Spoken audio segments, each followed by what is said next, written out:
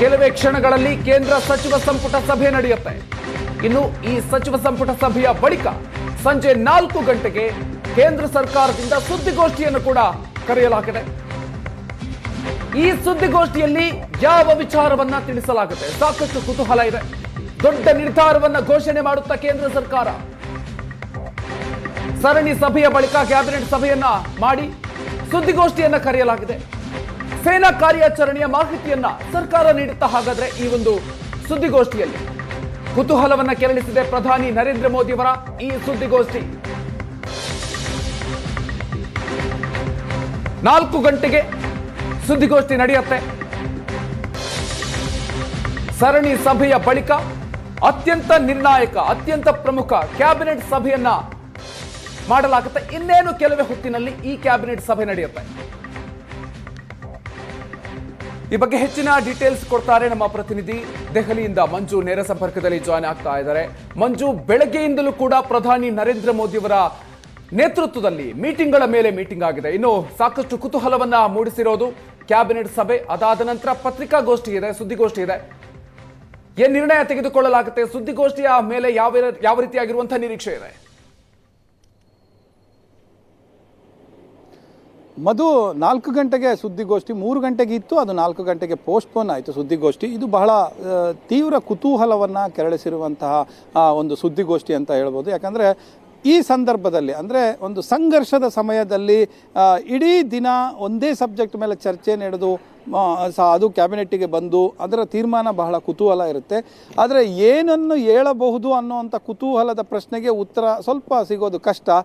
ಯಾಕೆ ಅಂತ ಅಂದರೆ ಇವೆಲ್ಲವೂ ಕೂಡ ಒಂದು ರಣತಂತ್ರದ ಕ್ಕೆ ಸಂಬಂಧಪಟ್ಟಂಥವು, 2 ದೇಶಗಳ ನಡುವೆ ಮಾಡ್ತಾ ಇರುವಂಥ ಕೆಲಸಕ್ಕೆ ಸಂಬಂಧಪಟ್ಟವು. ಹಾಗಾಗಿ ಇದಕ್ಕೆ ಸಂಬಂಧಪಟ್ಟಂತೆ ಏನಾದರೂ ತೆಗೆದುಕೊಂಡಿದ್ರೂ ಕೂಡ ಕ್ಯಾಬಿನೆಟ್ ಒಪ್ಪಿಗೆಯನ್ನು ಪಡ್ಕೊಂಡಿರ್ಬೋದು. ಆದರೆ ಅದನ್ನು ರಿವೀಲ್ ಮಾಡೋದು ಕಷ್ಟ, ಏನು ಮಾಡ್ಬೋದು ಅಂತ. ಆದರೆ ಮೊನ್ನೆ ಥರ ಫಸ್ಟು ಆಂತರಿಕ ಭದ್ರತಾ ಸಭೆ ನಡೀತಲ್ಲ, ವ್ಯವಹಾರಗಳ ಸಮಿತಿ ಸಭೆ, ಆ ಸಂದರ್ಭದಲ್ಲಿ ಒಂದಷ್ಟು ಷರತ್ತುಗಳಂದರೆ ಸ್ಯಾಂಕ್ಷನ್ಸನ್ನು ಇದ್ರ ಮೇಲೆ ಪಾಕಿಸ್ತಾನ ಮೇಲೆ ಹಾಕಿದರು. ಸೊ ಅಂಥವೇನಾದರೂ ತೆಗೆದುಕೊಳ್ಬಹುದಾ ಅನ್ನುವಂಥದ್ದು ಇದೆ. ಯಾಕೆಂದರೆ ಆ ಕಡೆ ಪಾಕಿಸ್ತಾನ ಹೇಳ್ತಾ ಇದೆ ಇನ್ನು 24 ಅಥವಾ 34 ಗಂಟೆ ಒಳಗೆ ಯುದ್ಧ ಮಾಡುತ್ತೆ ಭಾರತ ಪಾಕಿಸ್ತಾನ ಮೇಲೆ ಅನ್ನುವಂಥದ್ದು. ಸೊ ಹಾಗಾಗಿ ಅಷ್ಟು ಪಾಕಿಸ್ತಾನ ಹೇಳಿದ ರೀತಿಯಲ್ಲಿ ಮಾಡುತ್ತಾ ಅನ್ನುವಂಥದ್ದಕ್ಕೂ ಇನ್ನೂ ಕೂಡ ಪ್ರಶ್ನೆ ಇದೆ.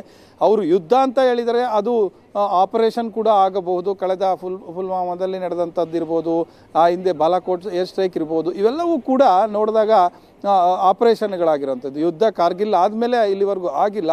ಈಗ ಅದು ಮಾಡ್ತಾರಾ ಅನ್ನುವಂಥ ಪ್ರಶ್ನೆ ಇದೆ. ಆದರೆ ತಜ್ಞರು ಹೇಳುವ ಪ್ರಕಾರ LOC ಅಥವಾ ಈ ಪಾಕ್ ಆಕ್ಯುಪೈಡ್ ಕಾಶ್ಮೀರಲ್ಲಿರುವಂತಹ ಈ ಯಾರು ಲಷ್ಕರ್ ಇ ತೊಯ್ಬಾ, ಈ ಮಿಲಿಟೆಂಟ್ಸ್ ಗ್ರೂಪ್ಗಳೇನಿದೆ, ಇವರ ಒಂದು ಕೇಂದ್ರಗಳನ್ನು ನಾಶಪಡಿಸುವಂಥದ್ದಿರ್ಬೋದು, ಅಥವಾ ಅಲ್ಲಿಗಿನ್ನ ಇನ್ನೊಂದಷ್ಟು ಷರತ್ತುಗಳನ್ನು ಹೇರುವಂಥದ್ದಿರ್ಬೋದು, ಅಥವಾ ಯಾರ್ದನ್ನೋ ಒಬ್ಬರನ್ನ ನಮಗೀಗ ಆಲ್ರೆಡಿ ಮೋಸ್ಟ್ ವಾಂಟೆಡ್ ಇರುವಂತಹ ಲಷ್ಕರ್ ತೊಯ್ಬಾ ಸಂಘಟನೆಯ ಮುಖ್ಯಸ್ಥನನ್ನು ಗುರಿಯಾಗಿರಿಸಿಕೊಂಡು ಕೆಲಸಗಳು ಮಾಡೋದಿರ್ಬೋದು. ಈ ರೀತಿಯಾಗಿ ಮಾಡಬಹುದು ಅನ್ನುವಂಥದ್ದು ಲೆಕ್ಕಾಚಾರ ಇದೆ. ಆದರೆ ಅದೇ ಮಾಡುತ್ತಾ ಅದೇ ನಿಜವಾ ಅಂದರೆ ಆ ಪ್ರಶ್ನೆಗೆ ಉತ್ತರ ಖಂಡಿತ ಇಲ್ಲ. ಯಾಕಂದರೆ ಮಿಲಿಟರಿ ಆಪರೇಷನ್ ಕಾರ್ಯಾಚರಣೆಗಳು ಬಹಳ ಗುಟ್ಟಾಗಿರ್ತವೆ. ಅವೆಲ್ಲವೂ ಕೂಡ ಏನು ಅಂತ ಅಂದರೆ ಅಂದರೆ ಆ್ಯಕ್ಟ್ ಆದಮೇಲೆ ಗೊತ್ತಾಗ್ತವೆ ಏನಾಯಿತು ಅನ್ನೋಂಥದ್ದು. ಅಲ್ಲಿವರೆಗೂ ಕುತೂಹಲ ಹಾಗೇ ಇರುತ್ತೆ. ಮತ್ತು ಒಟ್ಟಿನಲ್ಲಿ ಭಾರತೀಯರು ಬಯಸುವಂತಹ ಒಂದು ಪ್ರತೀಕಾರದ ಕ್ರಮಕ್ಕೆ ಒಂದು ಉತ್ತರ ಅಂತೂ ಪಾಕಿಸ್ತಾನ ಕೊಡುತ್ತೆ ಅನ್ನುವಂಥದ್ದು. ಆ ಸಬ್ಜೆಕ್ಟ್ ಮೇಲೆ ಇವತ್ತು ಪೂರ್ತಿಯಾಗಿ ಡಿಸ್ಕಷನ್ ಆಗಿದೆ. ಈಗ ಅದರ ನಿರೀಕ್ಷೆ ಕೂಡ ಎಲ್ಲರಿಗೂ ಇದೆ, ಏನು ಬ್ರೀಫ್ ಮಾಡ್ಬೋದು ಅನ್ನುವಂಥ ನಿರೀಕ್ಷೆ ಕೂಡ ಇದೆ.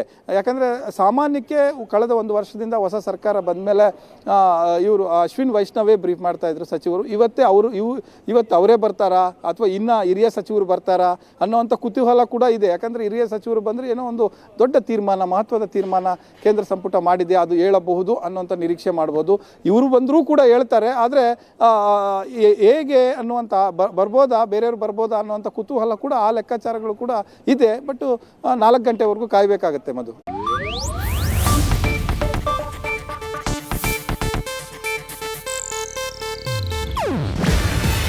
ಇದು ಏಷ್ಯಾನೆಟ್ ನ್ಯೂಸ್ ನೆಟ್ವರ್ಕ್ ಪ್ರಸ್ತುತಿ. ನೀವು ನೋಡ್ತಿದ್ದೀರಾ ಏಷ್ಯಾನೆಟ್ ಸುವರ್ಣ ನ್ಯೂಸ್.